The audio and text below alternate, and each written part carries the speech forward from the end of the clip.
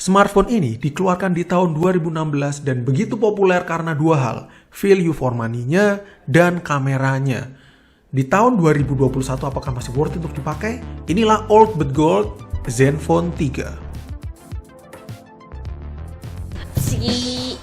Smartphone dengan kode tipe Zenfone 3 ZE520KL ini untuk standar sekarang sih tergolong mungil ya, 5,2 inci. Karena size-nya yang kecil, dioperasikan dengan satu tangan tuh ya enak banget ya, simple dan ringkas. Memiliki rangka bodi aluminium dan bodi kaca asli ya, ini Gorilla Glass 3 depan belakang, bukan plastik, jadi terasa well built, kokoh gitu dan cukup berkualitas. Masih mempunyai fingerprint di bagian belakang yang cukup responsif. Bagian depan, dia memiliki semacam desain chamfered edge yang mengkilap gitu ya, dipolish dan membuatnya jadi kelihatan makin keren, makin mewah. 3 tombol kapasitif button di bawah layar itu masih belum bertipe on screen dan nggak nyala, nggak backlit. Jadi ya kamu harus bener-bener tahu posisinya masing-masing, harus hafal gitu ya biar nggak kagok ketika makainya. Dikenal memiliki layar yang sangat bagus bahkan dari 2016. Padahal layarnya masih IPS. Ngelihat layarnya Zenfone 3 ini cukup terkesan aku, ternyata bagus. Black levelnya bagus untuk seukuran IPS. Resolusinya juga cukup tinggi lah, Full HD di layar 5,2 inci sih cukup tajam ya, cukup rapat PPI-nya. Jadi nggak ada masalah untuk kerapatan. Dan overall ini bagus banget. Ini untuk seukuran IPS aku patut acungin jempol. Kesannya ini seperti mengingatkan aku pada layar IPS, Super IPS LCD-nya HTC. Meskipun sih kalau dikritisi dikit ya soal brightness-nya sih mungkin nggak terlalu impresif. Untuk spesifikasi, dia dibekali dengan Snapdragon 625 yang kala itu dikenal sebagai SoC sukses dari Qualcomm karena menawarkan performa kelas menengah yang bagus dengan konsumsi daya yang rendah, serta minim panas juga. Mengingat versi sebelumnya dari SoC ini itu Snapdragon 617 ya kalau nggak salah, itu dikritik banget karena suka overheat. Untuk RAM-nya sendiri ini 3GB dan storage-nya ini varian 32GB dan ada varian lain yang 64GB. Bisa diekspansi dengan SD card juga, jadi masih cukup aman lah. Audio jack pun juga ada, fingerprint di belakang juga cukup cepat. Namun ini belum ada NFC ya. Ya mid range di tahun 2016 itu emang NFC masih cukup premium ya, fitur premium yang cuma untuk flagship doang kala itu. Di standar tahun sekarang spek kayak gini sih emang terbilang ya lawas lah ya, yang biasa banget gitu. Tapi aman-aman aja sih untuk dipakai sehari-hari.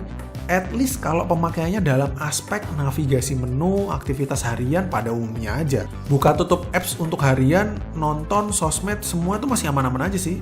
Limitasi RAM-nya juga nggak begitu kerasa kalau kamu nggak pakai aplikasi intensif. Ya manageable lah, bisa diakali dengan tutup aplikasi-aplikasi yang nggak perlu. User interface-nya sendiri tentu saja Zen UI. Di tahun 2016 Zen UI masih cukup berat karena banyak sekali customisasinya. Jadi untuk kamu yang suka personalisasi ini sih bagus. Ya sebenarnya masih cukup cepat, cukup smooth dipakai sekarang. Aku jauh lebih suka Zen UI yang keluaran-keluaran 2 tahun terakhir sih, yang kayak di Zenfone 6, Zenfone 7 itu udah bagus, udah enteng banget kayak stok Android. Ini ya masih ala-ala Zen UI kala itu sih. Untuk speakernya sendiri, ini single bottom firing speaker, masih belum dual speaker, jadi ya nggak terlalu imersif suaranya. Tapi untuk nonton dan dengerin musik seharian sih masih cukup oke.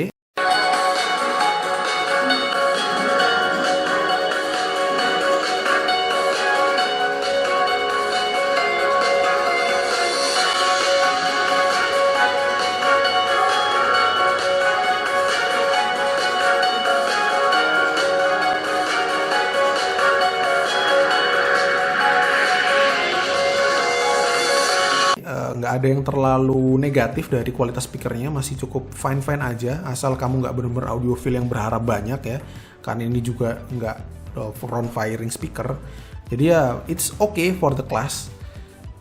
Baterai berkapasitas 2600 mAh, wow imut banget ya. Ya 2600 mAh sih ya mungkin di pemakaianku cuman bisa bertahan sekitar 4 jam screen on time untuk sosmed seharian doang, nggak ngegame. Untuk ngecasnya sendiri kurang lebih penuh dalam waktu 2 jam, yang sebenarnya nggak spesial juga untuk tahun 2021, tapi ya masih cukup lumayan lah. Zenfone 3 ini dulu dilulukan oleh Asus tuh dengan tagline Built for Photography. Yes, ini dibuat untuk fotografi kata Asus. Bahkan tagline ini tuh jelas banget terpampang di website officialnya. Dan kalau saya ingat sih review-review kala itu ya tahun 2016 memang banyak yang muji kameranya Zenfone 3. Dan dulu saya juga pernah inget impress banget sama kamera Zenfone 3 di tahun 2016. Nah sekarang di tahun 2021 gimana? Apakah sudah luntur ya, nggak bersisa statusnya sebagai kamera phone saat itu? Untuk hasil kameranya sendiri, satu hal yang perlu digarisbawahi untuk smartphone yang saya dapatkan bekas sekarang di bawah 1 juta, ini tuh kameranya bagus banget memang. Aku harus acungi jempol, kameranya bagus banget. Mungkin kategori sangat bagus ya. Fokusnya masih cepet banget. Hasilnya cukup tajam, warna-warni gitu, saturasinya bagus, vivid juga warnanya cukup keluar. Hanya yang membuat ini jadi sistem yang kurang update ya secara kualitas, itu adalah di processingnya. Soal dynamic range ini tuh emang kelihatan banget nggak luar biasa ya, nggak impresif memang. Meski dalam standar yang masih cukup bagus aja sih. Ya saya kira untuk HP apapun di level 1-2 juta ini masih bisa melawan banget lah ya Zenfone 3 ini. Jadi untuk kameranya sendiri aku acungi jempol. Ya mungkin untuk kamu yang mempertimbangkan nyari HP budget gitu ya 1 jutaan dengan pertimbangan kamera yang bagus, ini sih boleh banget dilirik sebenarnya.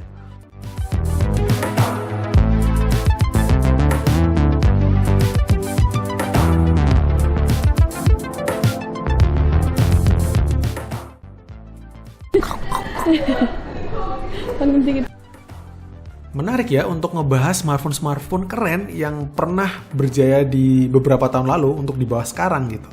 Setelah beberapa tahun berlalu, ya aku ngerasa Zenfone 3 ini masih punya charming point yang cukup menarik. Seperti kameranya yang ternyata masih cukup keren dipakai untuk 2021. Layarnya yang ternyata meskipun IPS tapi dalam tanda kutip hampir setara AMOLED loh kualitas layarnya. Jadi ini keren banget sih untuk beberapa hal. Tapi untuk beberapa spek lain seperti spesifikasi, storage, desain, ya menurutku agak biasa. Tapi itu kan wajar karena memang keluaran 2016. Ini juga dikompensasi dengan harganya yang udah sangat turun. Jadi menurutku sih aku ngerasa ini cukup oke value-nya secara keseluruhan. Untuk harga aku dapat ini 900 ribuan. Ini sih good deal banget.